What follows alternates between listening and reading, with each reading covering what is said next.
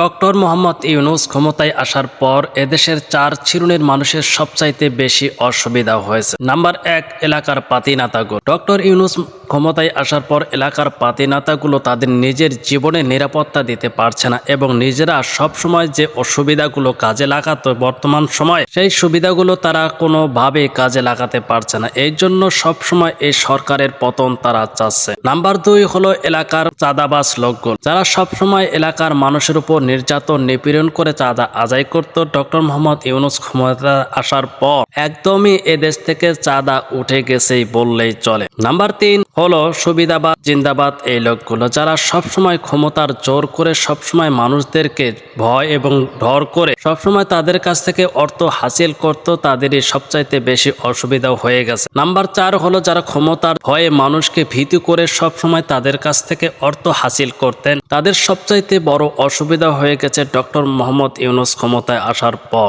এই ৪ শ্রেণীর মানুষ সবসময় ডক্টর মোহাম্মদ ইউনূস ক্ষমতায় থেকে সরানোর জন্য বিশেষভাবে পরিকল্পনা করতেছে বা বর্তমান করছে। আপনি যদি এই ৪ শ্রেণীর মানুষকে চিহ্নিত না করতে পারেন বা শনাক্ত না করতে পারেন, তাহলে এদেশের অর্থনীতি এমন একটা অবস্থায় পৌঁছবে যেখানে পরবর্তীতে এইরকম একজন গভর্নর পাওয়াটা সবচাইতে বেশি কঠিন হয়ে পড়বে এই জাতির জন্য। তাই কথাগুলো ভালো লাগলে সবাইকে শেয়ার করে দিবেন, যাতে সবাই বুঝতে পারে এবং এই পাতি নেতার অবস্থানগুলো জানতে পারেন।